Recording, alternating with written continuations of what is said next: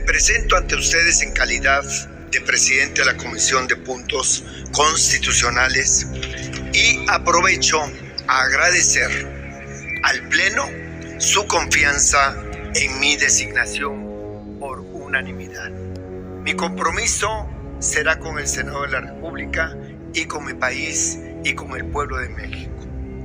Acudo para presentar el dictamen que propone la modificación al artículo 123, apartado A, fracción sexta, y apartado B, fracción cuarta, de la Constitución Política de los Estados Unidos Mexicanos en materia de salarios, enviada por el entonces presidente de la República, Andrés Manuel López Obrador. Es un día histórico para las trabajadoras y para los trabajadores de nuestro país. Hoy les podemos decir con firmeza y esperanza que el salario de las y los mexicanos no volverá a ser víctima de la inflación. Aprobada por unanimidad en las comisiones dictaminadoras, con esta reforma, los ingresos de las y los trabajadores quedarán protegidos, aún en casos de inflación. Significa que ya no habrá más pérdida del poder adquisitivo y que el esfuerzo diario será justamente remunerado. Durante décadas, los sueldos de nuestros trabajadores perdieron su valor frente a una inflación perniciosa que no respetaba el esfuerzo de la clase trabajadora. Las cifras no mienten. En los últimos años, en los últimos 6 años, hemos visto incrementos salariales inéditos que han provocado una reducción significativa en la pobreza laboral, algo que ha sido reconocido hasta por organismos internacionales como la CEPAL. De acuerdo con la Comisión Nacional de Salarios Mínimos y la Secretaría del Trabajo y Previsión Social, el salario mínimo general pasó de 88 pesos con 36 centavos a 248 pesos con 93 centavos diarios. Y en la zona libre de la frontera norte alcanzó 374 pesos con 89 centavos diarios. Esto que estamos haciendo va más allá de los números fríos. Estamos reconstruyendo el tejido social de México. Estamos haciendo justicia. De eso se trata este dictamen. Con salarios dignos, todos sabemos que las familias pueden vivir mejor. Las y los niños y jóvenes pueden estudiar y todas las personas pueden aspirar a una vida más plena. Cuando existen salarios justos y dignos, en automático disminuye esa presión económica que lleva a algunas personas a buscar ingresos adicionales a través de medios ilícitos. Senadoras y senadores, en la consolidación del humanismo mexicano, no podemos hablar de justicia sin garantizar que cada persona que dedica su vida al servicio público tenga un salario que le permita vivir con dignidad. Por eso, en la Constitución, con este dictamen, estamos asegurando que maestras y maestros de tiempo completo, policías, guardias nacionales, integrantes de las Fuerzas Armadas permanentes, médicas, médicos, enfermeras y enfermeros reciban remuneraciones no menores al salario promedio registrado en el Instituto Mexicano del Seguro Social. Es una medida de protección reforzada que nace al reconocimiento al esfuerzo de servidores públicos. Finalizo. Urge un México donde el salario mínimo nunca más sea una condena a la pobreza, sino más bien sea una garantía de felicidad y dignidad, como dice la presidenta de México, la primera mujer presidenta de México, la doctora Claudia Sheinbaum, de que el pueblo merece nuestra total entrega en aras de esa felicidad. Muchas gracias por su comprensión y les exhorto a emitir el voto a favor de este dictamen. Gracias. Buenas tardes. Muchas gracias, senador Cantón Cetina, y además agradecimiento por ceñirse al tiempo. Tiene el uso de la palabra el senador Enrique Insunza Cázares, a nombre de la Comisión de Estudios Legislativos del Grupo Parlamentario Morena, hasta por 5 minutos.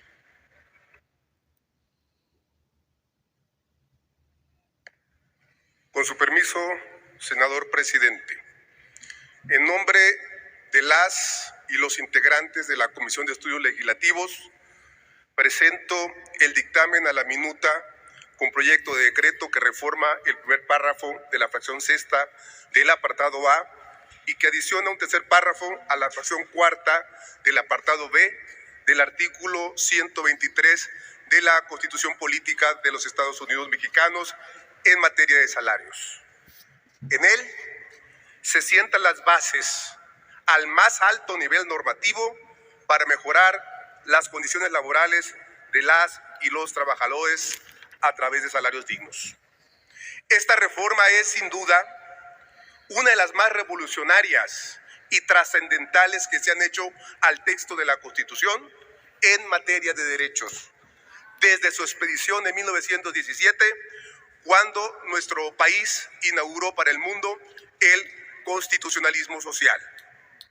Propone en esencia 2 puntos absolutamente fundamentales: que la fijación o revisión anual de los salarios mínimos nunca sea inferior a la inflación, y que maestros y maestras de nivel básico, policías, guardias nacionales, militares, médicos, médicas, enfermeros, enfermeras de tiempo completo reciban un salario mensual nunca inferior al promedio registrado ante el Instituto Mexicano del Seguro Social. Estamos hablando de personas que sirven en los sectores claves para el país: educación, seguridad y salud, cuya contribución al bienestar de todas y todos hoy se reivindica y se reconoce. El proyecto señala, dentro de los artículos transitorios, que este salario es de 16,777.78 pesos, basado en el promedio del 2023, actualizado con la inflación de 2024 y que se actualizará cada 1 de enero según la inflación. Lo anterior es una manifestación clara, contundente, de la ruta en la consolidación del Estado constitucional de bienestar que nuestro país ha emprendido desde 2018. Es fundamental entender que el Estado constitucional de bienestar busca crear un marco en el que se garantice la dignidad humana y se protejan los derechos económicos y sociales de todas y todos. La fijación de salarios mínimos por encima de la inflación es un paso esencial para proteger el poder adquisitivo de las y los trabajadores, que les permitan cubrir sus necesidades básicas y las de sus familias. Esto es particularmente relevante en un contexto donde la inflación puede erosionar rápidamente los ingresos de los más vulnerables, aumentando las desigualdades y limitando las oportunidades de desarrollo personal y profesional. Siguiendo con este razonamiento, es importante señalar que el salario es uno de los componentes más importantes en la estructura laboral, ya que define el bienestar económico y social de las y los trabajadores. En México, la lucha por la mejora de las condiciones salariales ha sido una constante histórica, y en la actualidad el debate sobre salarios dignos adquiere una relevancia crucial en un contexto de inflación. Me importa decirlo, subrayarlo: ha sido y es un compromiso indeclinable del primer y de este segundo gobierno de la Cuarta Transformación, del gobierno de Andrés Manuel López Obrador y del gobierno de la doctora, la presidenta Claudia Sheinbaum Pardo. Aunque el salario mínimo ha experimentado incrementos importantes en los últimos años, recordemos que ha pasado de 88 pesos en que lo encontró el presidente López Obrador en 2018 a 249, casi 249 en 2024. Pero estos aumentos no son suficientes aún para compensar el alza sostenida de precios. Es aquí donde la reforma adquiere una relevancia central, ya que propone blindar el salario mínimo frente a la inflación, asegurando que los trabajadores y las trabajadoras no pierdan poder adquisitivo año con año.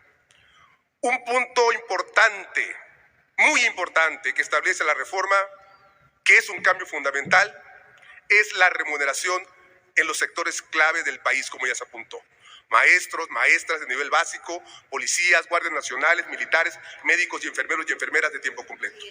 Estos trabajadores y trabajadoras desempeñan funciones esenciales para el desarrollo del país, senador Insunza Casares, y el bienestar de la población, pero a menudo reciben salarios que no corresponden a la importancia de su labor. Concluyo, presidente. Por las razones antes expuestas, este proyecto de dictamen representa un paso decisivo hacia la erradicación de la pobreza laboral, el fortalecimiento de los sectores clave y la promoción de la justicia social.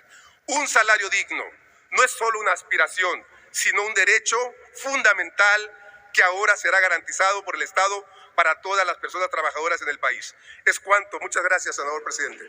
Gracias, senador Insunza Casares. Le informo a la Asamblea que hemos recibido 10 votos particulares. La presentación de los votos particulares se llevará a cabo de tal manera que los grupos parlamentarios participen alternadamente. Sí, senador Anaya, Ricardo Anaya Cortés, ¿con qué objeto? Para hacerle un planteamiento con fundamento en el artículo 3 del reglamento, si usted me lo permite. Adelante, senador. Gracias, presidente.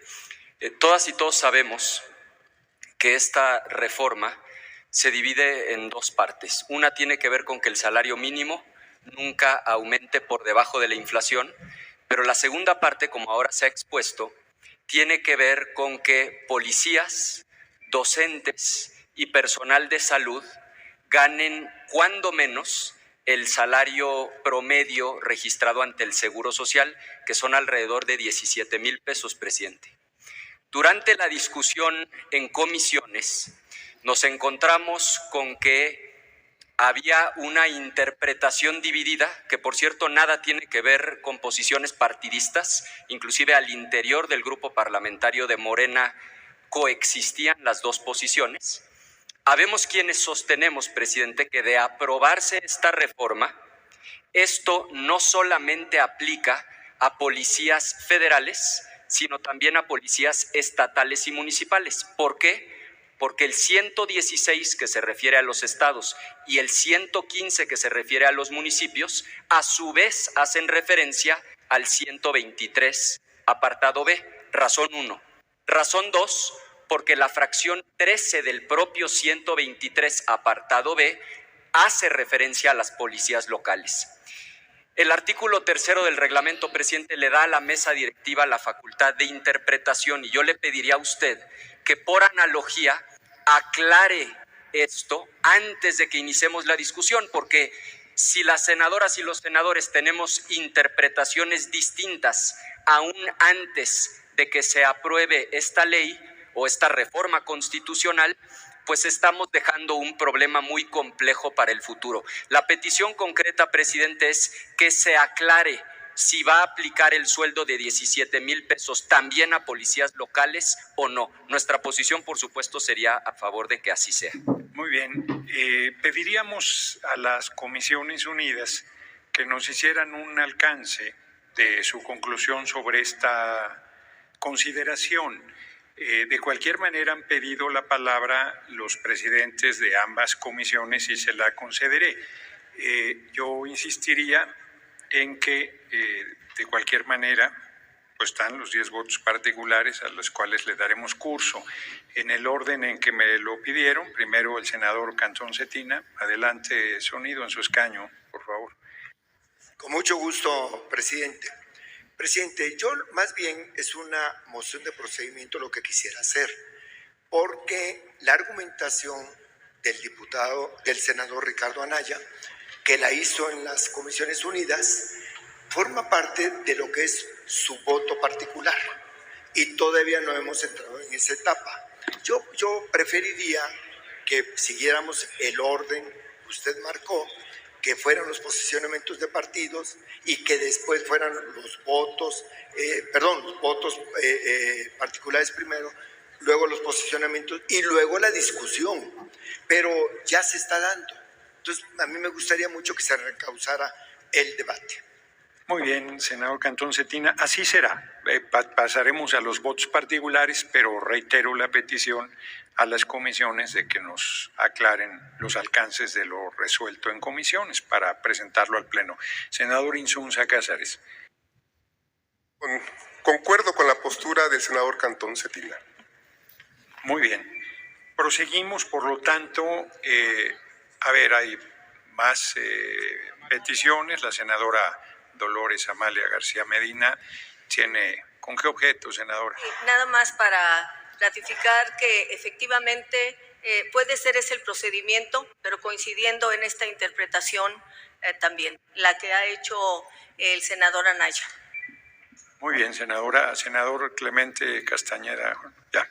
Muy bien. Entonces, está hecha la solicitud a las comisiones para plantearnos el alcance de la resolución que se ha tomado y tiene el uso de la palabra sobre los votos particulares hasta por 5 minutos justamente el senador Ricardo Anaya Cortés.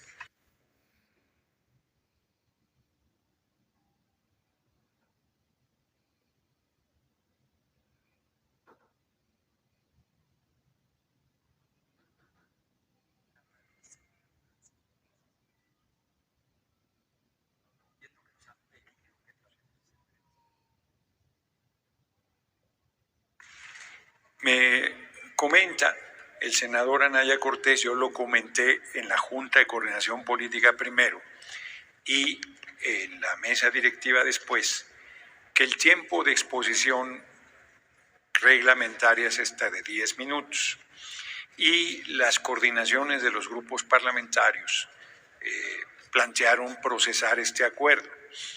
Si a los 5 minutos yo le pido a quien está en el uso de la palabra que concluya y me dice que va a hacer uso del tiempo reglamentario que le corresponde, yo no puedo negarle al senador o senadora que esté en el uso de la palabra que no utilice los 10 minutos que le corresponden. Lo digo para conocimiento de la Asamblea y para conocimiento de los 10 senadores que han pedido y senadoras que han pedido intervenir por voto particular. Tiene la palabra el senador Ricardo Anaya Cortés. Gracias, presidente. Bueno, empiezo justamente por el asunto que ahora mismo discutíamos.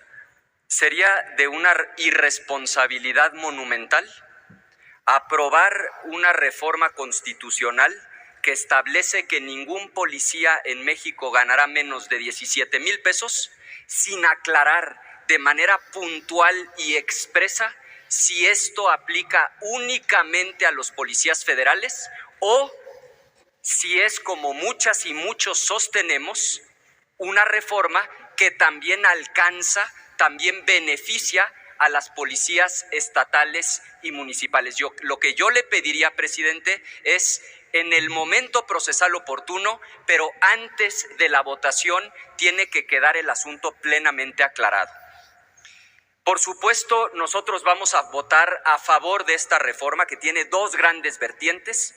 Por un lado, es correcto que nunca más el salario de las personas, el salario mínimo, aumente por debajo de la inflación. Y segundo, que ningún docente, ningún policía, ninguna enfermera, enfermero, doctora o doctor gane menos que el salario promedio registrado ante el Seguro Social, que hoy ronda los 17,000 pesos. Habiendo anunciado nuestro voto a favor, quiero compartir con ustedes 3 reflexiones muy puntuales. La primera, pedirle a las compañeras y a los compañeros del oficialismo que no nos metan a todos y a todas en la misma canasta. Porque hace 10 años, en 2014, al interior del Partido Acción Nacional, tuvimos un debate muy intenso donde efectivamente una parte sostenía que aumentar el salario mínimo sería inflacionario, pero otros integrantes de Acción Nacional nos oponíamos a esa interpretación y ganamos la batalla al grado de que hace 10 años, en 2014, reunimos 2.5 millones de firmas para presentar una consulta popular que hiciera realidad un aumento del salario mínimo para que verdaderamente el salario mínimo fuera un salario digno. Lo que hace 10 años sosteníamos en esa consulta popular y que hoy reiteramos es que el salario mínimo tiene que alcanzar para que una familia viva con dignidad. O dicho en otras palabras, un salario mínimo tiene que alcanzar para que una familia viva fuera de la pobreza. ¿Cuánto dinero necesita una persona para vivir fuera de la pobreza? Nos lo dice Coneval. Hay que sumar la canasta alimentaria y la canasta no alimentaria. La canasta alimentaria es poder comprar comida y Coneval lo lista de manera muy puntual: frijol, arroz, carne, leche, huevo, etcétera. Y la canasta no alimentaria implica transporte, implica educación, implica vestido, calzado, vivienda. Esos dos montos sumados dan una cantidad de 4,564 pesos. Hoy el salario mínimo, aún con los aumentos que ha tenido, no alcanza para que una familia viva fuera de la pobreza, y eso no lo podemos aceptar. No puede ser que el Estado mexicano diga: esto es lo que un mexicano o mexicana ganará con un trabajo formal, a sabiendas de que esa familia va a vivir en la pobreza. Si multiplicamos esos 4,500 pesos por el tamaño promedio de la familia mexicana, nos da 15,500 pesos. Esa tiene que ser la aspiración, no los actuales 7,600. Y no estoy diciendo que esto suceda de la noche a la mañana, pero tiene que quedar claro a dónde vamos, a dónde queremos llegar. La presidenta Sheinbaum, creo, comparte esta lógica, porque ha estado hablando de que debe aumentar el salario mínimo a 2.5 canastas, lo cual da unos 11,400 pesos. Pero el promedio de las familias mexicanas no es de 2.5 integrantes y no es justo que una persona gane lo que el propio Estado considera justo y su familia vive en la pobreza. Nuestro planteamiento es: sigamos avanzando. La meta tiene que ser canasta no alimentaria más canasta alimentaria multiplicada por 3.4. A pesos de hoy, 15,500 pesos. Segundo, sin duda es un gran avance el aumento que ha tenido el salario mínimo en los últimos tiempos. Pero también hagámonos cargo de que hoy en México el 54% de la gente está en la informalidad. Y en la informalidad no aplica el salario mínimo. Nos tenemos que hacer cargo de ese enorme problema.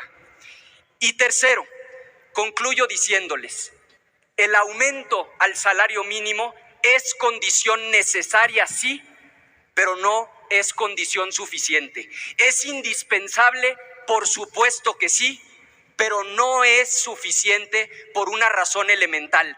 Porque si la economía no crece, si no se generan empleos, ¿de qué sirve que por decreto digamos que el salario mínimo va a ser altísimo? Para que esto se haga realidad, necesitamos una economía vigorosa. Y yo les planteo un decálogo, 10 aspectos en los que nos debemos concentrar si queremos una economía fuerte, vigorosa, que dé oportunidades para la gente. Primero, Estado de Derecho. Si no hay certeza jurídica, no va a haber inversión, y con su reforma judicial arrancamos con el pie izquierdo. Segundo, combate a la corrupción, pero con énfasis en combatir la extorsión. Sí, la del crimen organizado, pero también la del burócrata corrupto que ahoga a los pequeños negocios. Tercero, seguridad pública. Si no hay seguridad, no va a haber crecimiento. Y vean la tendencia.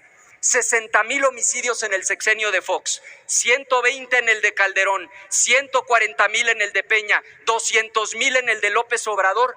¿A dónde vamos a parar? Cuarto, inversión pública, pero con énfasis en infraestructura, educación, salud e innovación. Quinto, estabilidad macroeconómica, y aquí le heredaron a la presidenta Sheinbaum 2 bombas de tiempo: el déficit fiscal más alto en prácticamente 40 años y Pemex Refinación, que perdió más de 900,000 millones de pesos durante el sexenio. Sexto, y esto a veces le cuesta trabajo a la mayoría entenderlo, inversión privada. Porque sí, la inversión pública es muy importante, trenes, aeropuertos, carreteras, pero por cada peso que invierte el gobierno, ¿saben cuántos pesos invierte la iniciativa privada? Sumen todo: refinerías, trenes, carreteras, aeropuertos, puertos. Por cada peso que invierte el gobierno, la iniciativa privada invierte 6. Si no hay facilidades para la inversión, no va a haber crecimiento. Séptimo, una reforma hacendaria que ponga el acento en ordenar el gasto público. Octavo, reducir la desigualdad, porque es verdad, si queremos que crezca la economía, necesitamos menos desigualdad. Miren, es muy sencillo de entender. Cuando a una familia de los más adinerados le entran 10,000 pesos adicionales, ese dinero se ahorra. Cuando esos 10,000 pesos, a través de una reforma que sea inteligente, redistribuye y le da esos mismos 10,000 pesos a los del decil más pobre, esos 10,000 inmediatamente se van a gasto, a consumo, y eso estimula la economía. Entonces, reducir la desigualdad hace crecer la economía. Noveno, desarrollo regional, porque no es lo mismo Tijuana que Yucatán, Mérida no es lo mismo que Ticul, cada región tiene su particularidad. Y finalmente concluyo, décimo, mayor productividad. Y para esto tenemos que hacer una reforma muy profunda que se llama seguridad social universal. Porque hoy, si ustedes revisan los censos económicos, lo que van a encontrar es empresas muy productivas que quiebran y empresas poco productivas que sobreviven. ¿Por qué? Porque en la informalidad te ahorras el 30% con cada trabajador. En la formalidad, cada trabajador implica un gasto 30% mayor. Mientras tengamos esta división de formalidad e informalidad, vamos a vivir en una distorsión económica, y la única solución se llama seguridad social universal. Termino como empecé: 100% a favor de que el salario mínimo jamás aumente por debajo de la inflación. Termine, por favor, a favor senadora de que Naya, policías, su maestras y trabajadores de la salud ganen más de 17,000 pesos. Nuestro voto será a favor. Es cuanto, presidente.